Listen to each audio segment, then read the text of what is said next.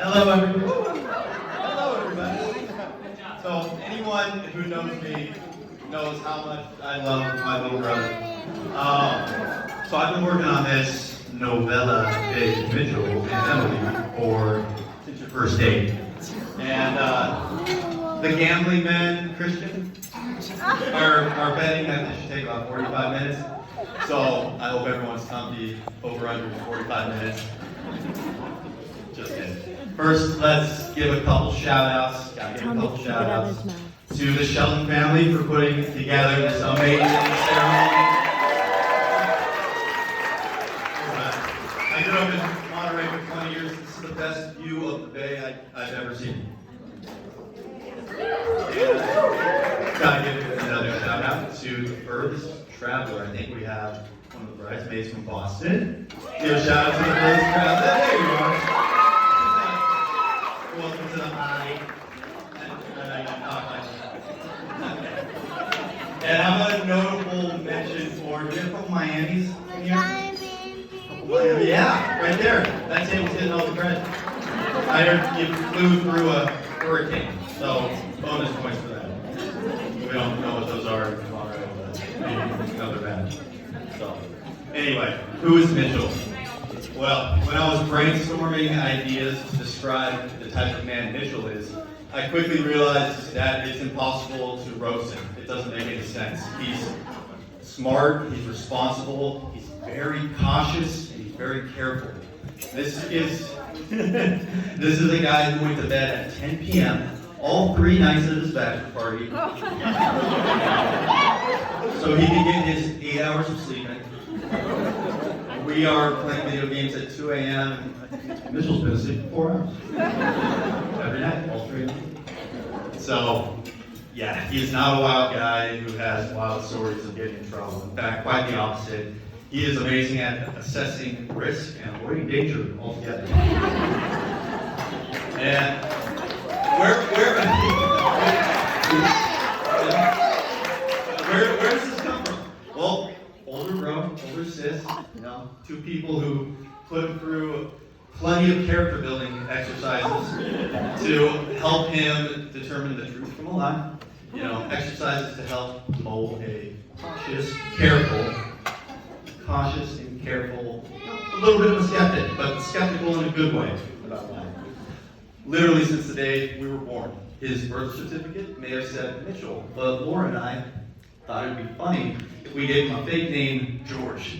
A fake name, Baby George. We told all our friends and family that there was a baby George in the family. And people in Salinas would come up to my mom and, congratulations on baby George. My son's name is Mitchell.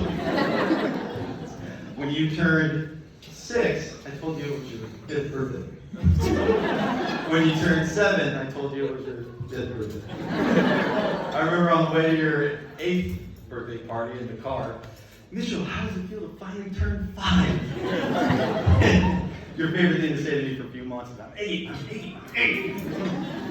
The character building continued on, giving you the broken Nintendo controller, the one that worked the least, stay humble, playing one-on-one basketball in the front yard, blocking your shot every time, and promising I will not block your next shot, and then blocking the very next shot. And one of Laura's specialties, maybe earmuffs for a minute for the little kids, we would teach them new cuss words, right? And, early 2000s, we had one of those, very first generation Logitech webcams. It was perfect for Laura to hide the webcam in the corner of the computer room and then get Mitchell really angry, real fired up. And then she would bait Mitchell in front of the hidden camera. And then she'd go, Mitchell, what'd you call me? Mitchell looking dead into the camera, not knowing he's being recorded. Chest puffed out as much as a 10-year-old could puff out his chest. I called you a fucker. And Laura got what she wanted, a foul-mouthed 10-year-old, got on film, and we, delivered the evidence to Mom. I still remember the time Mom put soap in Mitchell's mouth for the cuss words that we taught you. So, a cautious, careful, and a vigilant young man. we built a lot of vigilance into who he is. But here's the thing. Today, this little guy that we used to antagonize, he is the man whose attention and approval I cherish like no other. As an adult, he is the man whose attention and approval I cherish like no other. He's the most honest man I know. He is punctual, he's direct, he's reliable. And in a world, in a society that's got so many good talkers, he is the best listener I know. And it's so rare and special to have someone who listens so well to you. So, yeah.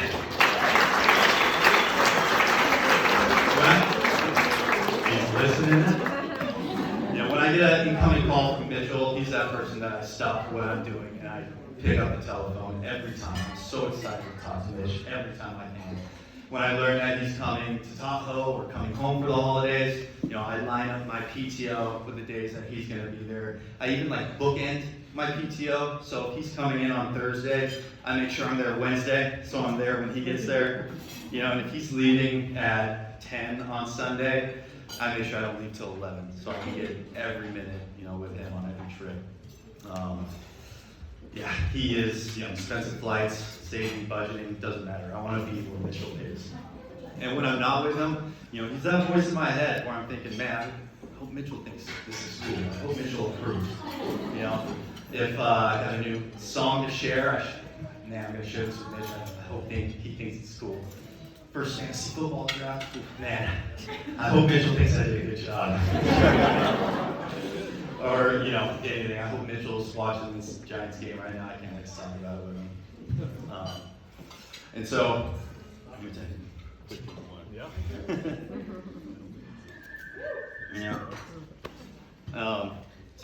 I hope Mitchell's watching this game right now. He is, I may be the older brother of 5 years, but in so many ways, he is the type of man who I hope to be in 5 years. And when things are happening in my life, my personal life, my career, my relationship, he's the one who I'm thinking, man, I hope Mitchell's proud of me. In so many ways, the type of guy that I hope to be in 5 years. And this may have started when he could grow a beard 5 years before me. It wasn't that long ago, maybe 3 years ago, I grew my first full beard. And at Christmas, I was so excited to show Mitch my first beard. Because he's been able to grow a beard since about 16. 13. Puberty. And when you grow up with a younger brother who sees the world the same way you do, talks like you, thank you, Laura, loves the same sports, the same music. It's almost like you have a telepathic connection with somebody that you don't have with anyone else. Maybe some of you with siblings can relate. Completing each other's sentences, sending the same random text at the same random time of day. Just knowing that somebody 700 miles away is thinking about the exact same thing that you're thinking in that moment. We had one trip about 10 years ago, the drive to Tahoe in the storm. Well, we're going right over Donner Pass, and it was a white-out blizzard. There was about 45 seconds there where I could not see anything, and there's 18 wheelers going on both sides of us. So it's, I can't pull over. It takes a lot for me to fear death. Anyone who knows my background, it takes a lot for me to fear death. And there was a moment where I thought we were going to die. But one of our favorite songs that no one else knows, progressive heavy metal song from Norway, was playing. And the riff was building. And we looked at each other at the exact same time without saying a word. That wasn't rehearsed. I knew you did. And just like a movie where it's chaos one moment and, just peace the next moment. We look at each other like, yeah, we got this. I stick my head out the window. You fixed the defrost that I'd been messing up. And everything went from panic to confidence, and we just headbanged our way.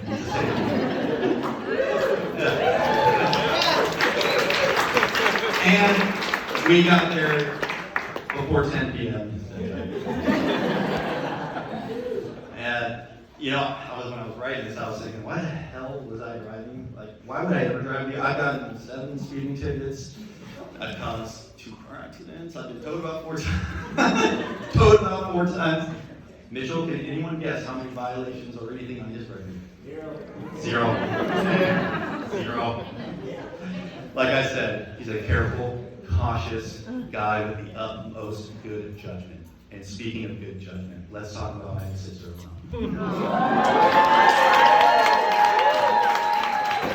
Matt. Mitchell found his second half. Not to mention how beautiful and stunning she looks. Round of applause.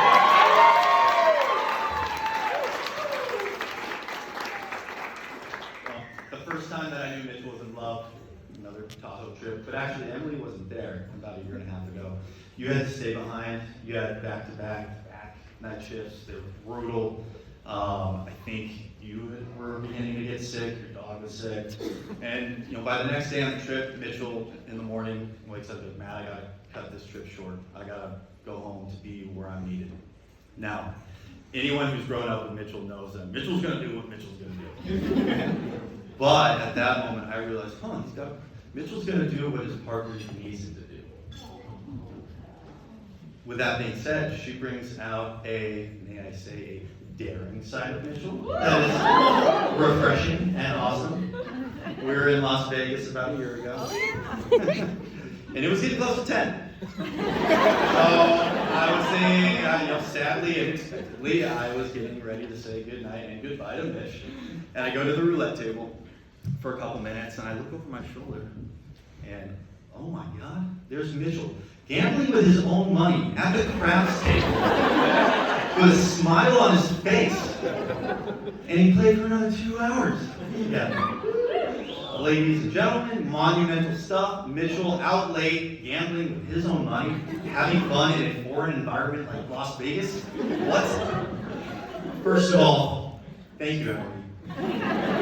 Second of all, as an older brother who cherishes every minute I get with Mitchell, this was a sign to me that shows with Emily in his life, we all get more of Mitchell.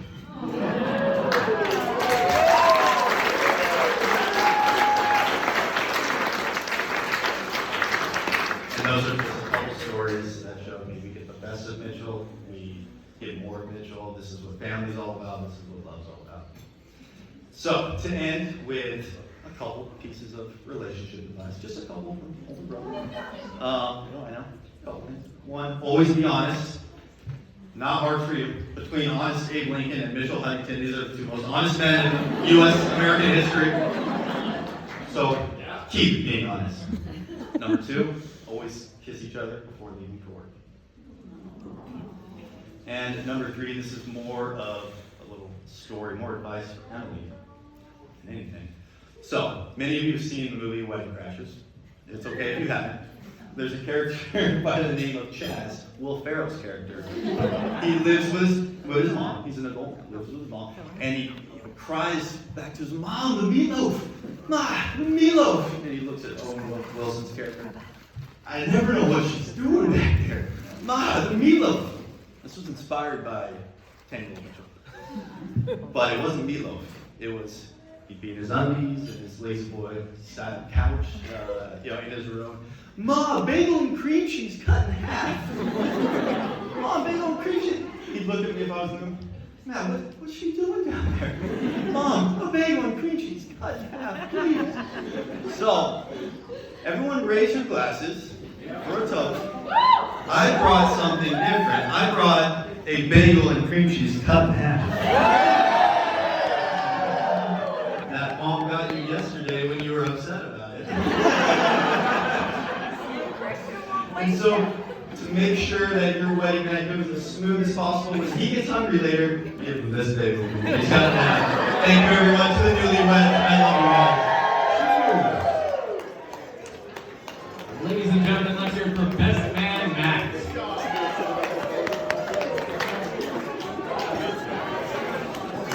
All right, ladies and gentlemen, continuing the toast, we have our beautiful maid of honor, Claire.